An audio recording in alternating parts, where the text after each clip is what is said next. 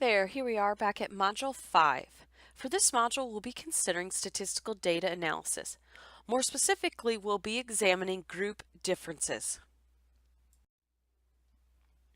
As we begin to think about this statistical data analysis of these different groups, or are there differences across groups, I think a couple important questions to think about, or this helps us frame this.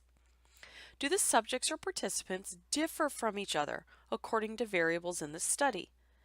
And then moreover, and maybe most importantly, how do I determine those differences across subjects or participants?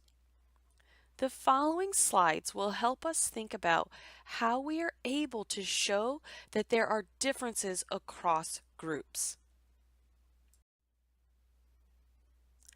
As you already are well aware, there are a number of ways to test group differences, and in this module we're going to briefly consider 9 of them. I think table 15.1 in your text is really helpful. This table lines up very nicely assumptions for procedures that test the significance of group differences. It lays out a number of assumptions and then indicates an appropriate group difference test to utilize based upon those assumptions. Please make use of table 15.1. It will make your life a little easier, and in some cases, maybe a lot easier. Let's start with our first 2 tests to consider when we're thinking about group differences. Our most basic test is what's called a t-test.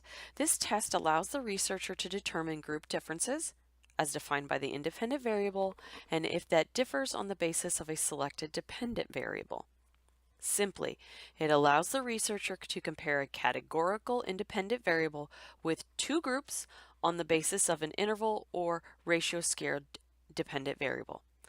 Let me put this in simple terms. Here's our example. A t-test can be done to determine whether male or female spectators differ on their consumption of merchandise while attending a golf tournament. Our groups, male or female, and we're trying to determine whether their consumption is different based upon that gender. Secondly, our next test, and we'll notice as we move throughout this progress we get a bit more advanced. It's our one-way ANOVA. This tests the significance of group differences between 2 or more groups. More specifically, this test is appropriate when the independent variable is defined as having 2 or more categories and the dependent variable is quantitative. Let's go back to our example we used on the t-test. In one-way ANOVA test would be used on our example here. If my research question is if I want to understand, do male or female spectators with golfing experience, and I'm going to categorize golfing experience as beginner, intermediate, or advanced. Do those spectators, again, male or female, based upon that golf experience, differ on their consumption of merchandise while attending a golf tournament? A one-way ANOVA allows me to better predict that group differences because of those 2 or more differences and/or groups. We've arrived at our next 2 statistical tests for group differences. This will put us at number 3 and number 4. Our number 3 test to consider is a one-way ANCOVA. Similar to the one-way ANOVA, this tests the significance of group differences between 2 or more groups on the basis of one independent variable, but it does so by controlling the potential influence of 1 or more covariates. What's a covariate?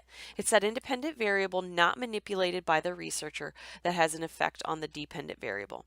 Let's return to our example on whether or not female or male spectators with golfing experience differ on their consumption.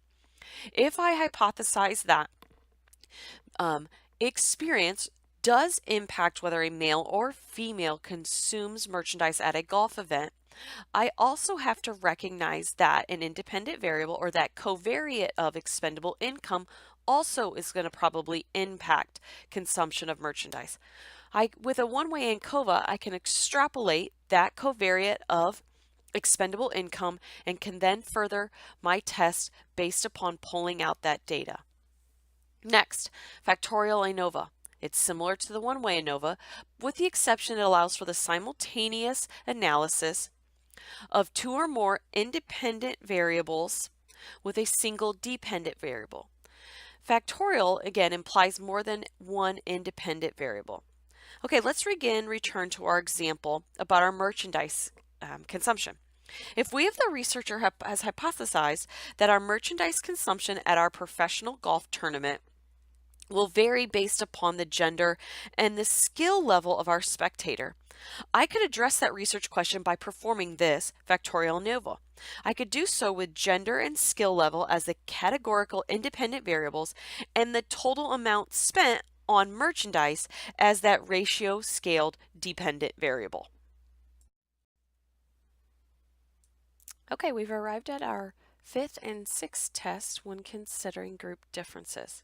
Let's first talk about that factorial ANOVA. Similar to a factorial ANOVA, it is that it allows for simultaneous analysis of two or more independent variables, but it does so by controlling the potential influence for one or more covariates. Let me recall that covariates are independent variables not manipulated by the researcher that has an effect on the dependent variable, I want to go back to our example we've been working with. And in this example, we are going to go back to consider that concept of how, or the addition of, our covariate as expendable income. With using a factorial ANOVA, this would allow us the means to address the question with gender and skill level as that categorical independent variable, and the total amount spent as that dependent variable, as well as then our expendable monthly income would become our covariate. Our next test is a MANOVA. It's a test for differences between two or more groups as defined by a single independent variable and in respect to two or more dependent variables. This goes back to the example we've been using.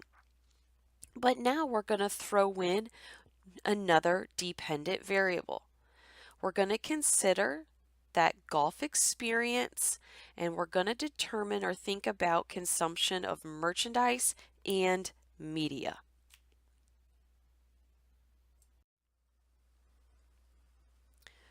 We've now made it to our number 7 and our number 8 way of significance of group differences, or ways that we can determine and test for those group differences. Number 7 is our one-way ANOVA. This tests the differences between two or more groups as defined by a single dependent variable and in respect to two or more dependent variables while controlling for the correlations between the dependent variables and the potential influence of one or more covariates. Let's return to our example. If we hypothesize that merchandise consumption and media consumption at our golf tournament vary according to our skill level, and we want to control for the potential influence of that expendable income, I could address my question by using my one-way ANOVA with skill level as the independent variable, total amount spent as the dependent variable, and that expendable income as the covariate. Let's now talk about our number 8, factorial MANOVA. This allows for simultaneous analysis of the effect of two or more independent variables on two or more related dependent variables while controlling for the correlations between the dependent variables. Let's return to our example. If I've hypothesized that our merchandise consumption and media consumption vary according to gender and skill, I could address this potentially by my factorial MANOVA with gender and skill level as the independent variables, and amount spent and amount of media consumed as those dependent variables. We've arrived at our 9th and final statistical measure to determine group differences. This is our factorial ANOVA. It allows for simultaneous analysis of the effect of two or more independent variables on two or more related dependent variables while controlling the correlations between the dependent variables and the potential influence of one or more covariates. We're going to return to our example of our golfing spectators with skill levels concerning consumption of merchandise and media and our covariate of expendable income. If in this instance we've hypothesized that our merchandise consumption and media consumption at our tournament varies based upon the gender and skill level of our spectators, and we wish to control for our potential influence of that expendable income or our covariate, we can address our research question by means of this factorial Mankova. And we do this with gender and skill level as the categorical independent variables, total amount spent on merchandise, and total amount of media consumed as our dependent variables, and that expendable monthly income as our covariates. Throughout Module 5, we have gone through 9 ways at which we can determine group differences through our statistical data. As you hopefully have recognized, that method depends on a number of things, our number of variables, as well as our research question.